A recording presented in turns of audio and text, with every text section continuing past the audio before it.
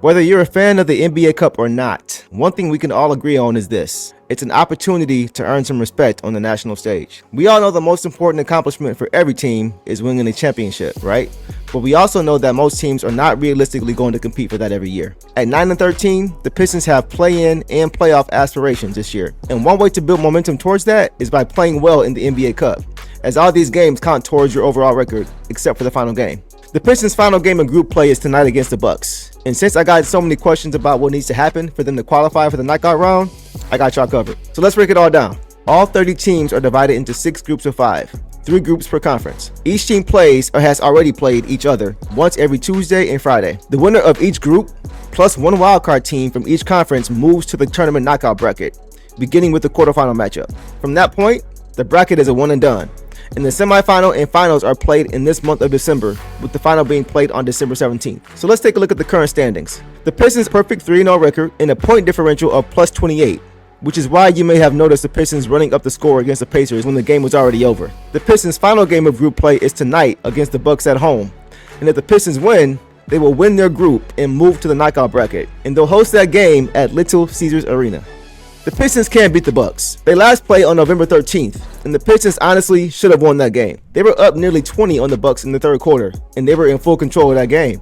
But unfortunately, everything changed when Isaiah Stewart, who up to that point had made everything very difficult for Giannis offensively, was ejected for pulling on his jersey when he went up for a shot. After that, the defensive resistance was non-existent, and Giannis took every opportunity to get the ball to the basket. And with Stu's presence noticeably gone, the Bucks got back into the game immediately, and they took control. But had that not happened, the Pistons would have won that game. And if you watch the game from start to finish, I'm sure you feel the same way. But to be fair, Damian Lillard did not play in the first game, and the Bucks have begun to figure some things out the past few weeks. So it's not going to be easy, but the Pistons should be very well rested for this game. They haven't played in 2 days, and Cade didn't play last game to rest and prepare for this final game. But what if the Pistons lose to the Bucks? Then things get really tricky. As I mentioned, 8 teams in total make the knockout bracket, and there are 6 total groups, right? Meaning the winner of each group plus one wildcard team from each conference advances, totaling 8. If the Pistons win tonight, they're automatically in, having the best record in their group. But if they lose, they'll need some things to go their way. They'll fall to second place in their group, and they'll need to be the second best team in the Eastern Conference outright in cup play to qualify for the one available wildcard spot in the East. For this to happen, they'll need to have a better point differential than the Celtics. The Celtics and Hawks are both 3-1 in their group, and the Celtics have a higher point differential than the Hawks. The Celtics at plus 23 and the Hawks at plus 15.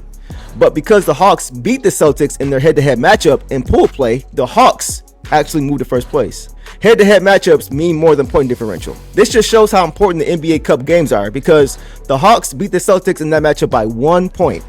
Even though earlier this season, in non-NBA Cup games, the Celtics beat the Hawks by 30. So when it comes to pool play, those head-to-head matchups make all the difference as far as standings. So since the Hawks are in first place over the Celtics in their group, if the Pistons lose to the Bucks tonight, they'll have to battle against the Celtics as far as point differential. The Celtics point differential, as I mentioned, is at plus 23. While the Pistons point differential is currently at plus 28, giving the Pistons a 5+ point advantage. So to recap so far, if we beat the Bucks, we're in based off record, and point differential doesn't matter. If we lose to the Bucks, then point differential means everything. And the second place teams in the Eastern Conference in cup play battle for that one wildcard spot. As a wildcard team though, they wouldn't host the quarterfinal game at Little Caesars Arena. Also, if the Pistons lose to the Bucks tonight, it has to be by less than 5 points. They can only lose by 4 points or less in order to advance as a wildcard team. Here's why. Even if they end up tied with the Celtics in point differential, right? Say they lose to the Bucks tonight by 5 points. The next tiebreaker would then be total points scored in group play. And the Celtics are at 482 while the Pistons are at 340.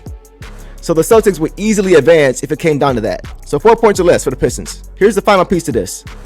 The Magic and Knicks, who are both undefeated in pool play at 3-0, play each other in their final game of pool play tonight. The Magic are in first place in their group though, because of point differential. So if the Magic win tonight, they're in and they host their first game.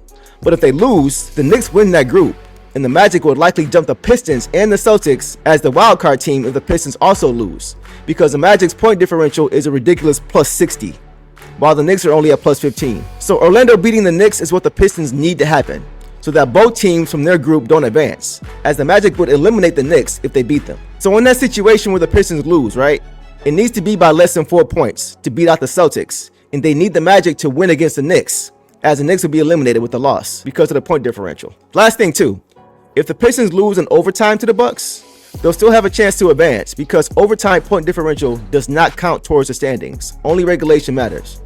So if they go to overtime, they'll still have a point differential of plus 28, which will be higher than the Celtics. And at that point, the Pistons would just need the Magic to beat the Knicks. But hopefully the Pistons can just get the win tonight and not have to worry about that point differential at all. And they'll get to host their first game at home. So long story short, the Pistons win tonight, they're in, and they host a cup game at LCA. If they lose tonight, they have to do it by less than 5 points, and they need the Magic to beat the Knicks. That's a lot, right? By the way, for the two teams who make the NBA Cup final, all players on both rosters receive about $205,000. For the winner of the tournament, each player will receive about $515,000. So just keep that in mind because we have a very young team with lots of guys on rookie contracts who haven't gotten their extension yet. So for guys like Ron Holland, Asar Thompson, Marcus Sasser, Wendell Moore, etc., those guys haven't gotten a big payday yet. So $500,000 means a lot more to those guys. And being able to add that type of money to your bag is nothing to sneeze at. And we all know if you can just make the tournament, anything can happen. Just ask the Pacers last year, who made it all the way to the final. But what do you guys think? What is your optimism level regarding the Pistons when it comes to the NBA Cup? Can they make some noise? Will they come up short?